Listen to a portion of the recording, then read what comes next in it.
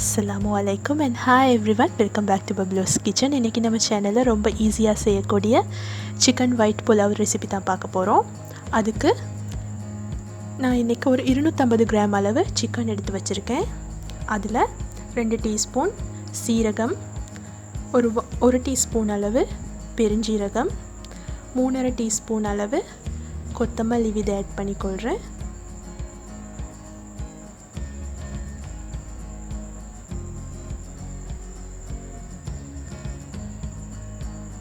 அதுக்கப்புறமா ஒரு பிரியாணி இலை, ஒரு ஸ்டார் அனைஸ், பட்டை 2 துண்டு, ஏலக்காய் ஒரு 2, கிராம்பு ஒரு 5 மாதிரி, அதுக்கப்புறமா ஒரு டீஸ்பூன் மிளகு,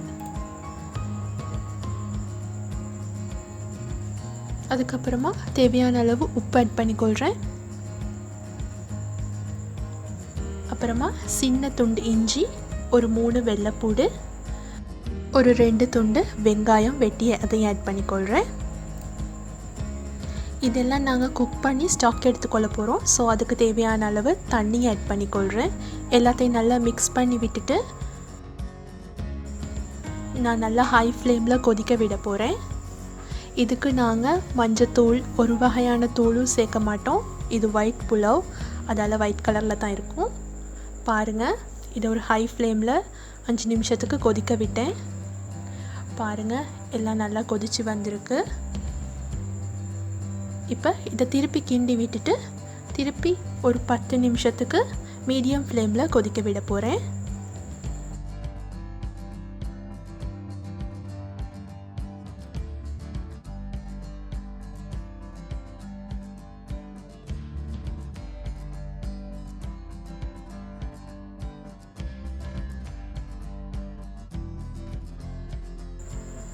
மூடி போட்டு மூடி வச்சு கொதிக்க வைங்க. பாருங்கள், 10 நிமிஷம் ஆயிடுச்சு. நல்ல வாசனையாக இருக்கும். நாங்கள் ஆட் பண்ணிக்கிற ஸ்பைசஸ் வேறு எல்லாமே சேர்ந்து நல்ல வாசனையாகிருக்கும் வீடு ஃபுல்லாகவே.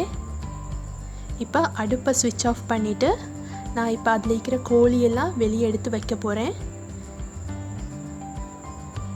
கோழி எல்லாத்தையும் வெளியே எடுத்துட்டு அந்த ஸ்டாக்கை நீங்கள் ஸ்ட்ரெயின் பண்ணி எடுத்துக்கொள்ளுங்கள். இது ரொம்ப ஈஸியாக செய்யக்கூடிய ஒரு சாப்பாடு. நாங்கள் சஹருக்கு இது தான் செஞ்சோம். ரொம்ப நல்ல டேஸ்ட்டாக இருந்துச்சு. பாருங்கள், இதோட சக்கை இதை நீங்கள் வீசி விட்டுருங்க. எங்களுக்கு தேவை ஸ்டாக் மட்டும்தான். இப்போ நாங்கள் ரைஸ் செய்ய ஸ்டார்ட் பண்ணிடலாம். அதுக்கு கொஞ்சம் எண்ணெய் விட்டு அதுக்கு ஒரு ஹாஃப் ஆனியன் வெட்டி வச்சுருக்கேன். அதையும் அதுக்குள்ளே போட்டுக்கொள்கிறேன். ஆனியன் கொஞ்சம் லைட் ப்ரௌன் ஆகிற வரைக்கும் வதக்கி கொள்ளுங்க. கருக விட்டுறாதீங்க ஆனியனை. அதுக்கப்புறமா ஒரு டேபிள் ஸ்பூன் அளவு இஞ்சி வெள்ளைப்பூடு பேஸ்ட் ஆட் பண்ணிக்கொள்கிறேன். அதையும் போட்டு நல்லா வதக்கி கொள்ளுங்க.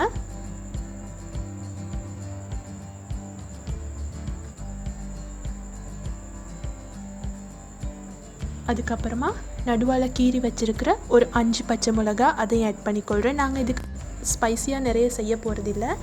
ஸோ நாங்கள் போட்டிருக்கிற மிளகு, இந்த பச்சை மிளகா அதுகள் மட்டும்தான் ஸ்பைசினஸை கொடுக்க போகிறது. உங்களுக்கு தேவையான அளவு மிளகு, பச்சை மிளகா ஆட் பண்ணிக்கொள்ளலாம். அதுக்கப்புறமா நான் எடுத்து வச்சுருக்கிற அந்த சிக்கன் பீசஸையும் அதுக்குள்ளே ஆட் பண்ணிக்கொள்கிறேன்.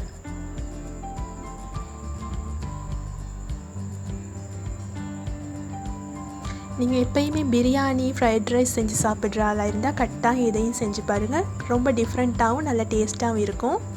அதுக்கப்புறமா ஒரு ஹாஃப் டீஸ்பூன் அளவு நட்மெக் பவுடர் ஆட் பண்ணிக்கொள்கிறேன். அதாவது ஜாதிக்காய் தூள். உங்கள்கிட்ட அது இல்லாட்டி ஸ்கிப் பண்ணிக்கொள்ளலாம். ஒரு சும்மா வாசனைக்கு தான் ஆட் பண்ணிக்கொள்கிறேன் அதை. அதுக்கப்புறமா நான் ஒரு ஹாஃப் கப் அளவு தயிரை நல்லா பீட் பண்ணி வச்சுருக்கேன். அதையும் அதுக்குள்ளே ஆட் பண்ணிவிட்டு கொஞ்ச நேரம் வதக்கி கொள்வோம்.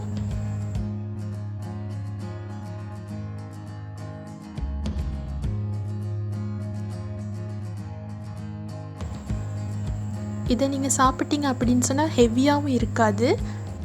டக்குண்டு ஈஸியாக டைஜஸ்ட் ஆகிற சாப்பாடு தான் இது. இப்போ நாங்கள் எடுத்து வச்சுருக்கிற அந்த ஸ்டாக்கை நான் அதில் ஆட் பண்ணிக்கொள்கிறேன். ஆட் பண்ணிவிட்டு நல்லா மிக்ஸ் பண்ணிக்கொள்ளுங்க. உங்களோட அரிசி வேகிற அளவுக்கு தேவையான அளவு தண்ணியும் அதில் ஆட் பண்ணிக்கொள்ளுங்க. ஆட் பண்ணிவிட்டு மூடி போடாமல் அதை கொஞ்சம் நேரம் கொதிக்க வைங்க. அதுக்கப்புறமா கொஞ்சம் மிஞ்சி இலை ஆட் பண்ணிக்கொள்கிறேன். உங்களுக்கு தேவையாக இருந்தால் கொத்தமல்லி இலை கூட ஆட் பண்ணிக்கொள்ளலாம். நான் கொத்தமல்லி என்கிட்ட இல்லை, அதால் ஆட் பண்ணலை. ஆனால் மிஞ்சி இலை மட்டும் போட்டேன். அது நல்லா வாசமாக இருந்துச்சு.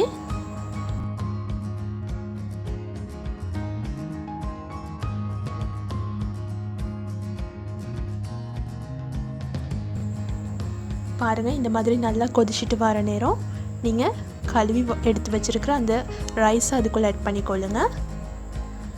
நான் இன்றைக்கி சீரக சம்பா தான் ஆட் பண்ணியிருக்கேன். நீங்கள் தேவையாக இருந்தால் பாஸ்மதி கூட ஆட் பண்ணிக்கொள்ளலாம்.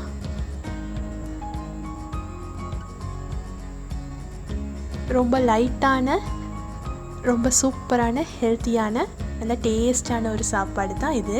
பாருங்கள் எப்படி வந்திருக்கு அப்படின்னு சொல்லி. சிக்கன் ஒயிட் புலாவ் ரெடி ஆயிடுச்சு. ரொம்ப டேஸ்ட்டாக இருந்துச்சு. நீங்கள் இதுக்கு தேவையான அளவு கறியை செஞ்சு சாப்பிட்றலாம். எங்களோட சேனலுக்கு நீங்கள் சப்ஸ்கிரைப் பண்ணலாட்டி மறக்காமல் சப்ஸ்கிரைப் பண்ணிக்கொள்ளுங்கள். அதோட பெல் ஐக்கனையும் கிளிக் பண்ணிக்கொள்ளுங்கள். இன்னொரு நல்ல வீடியோவில் உங்களை சந்திக்கிற வரைக்கும் டேக் கேர், பை.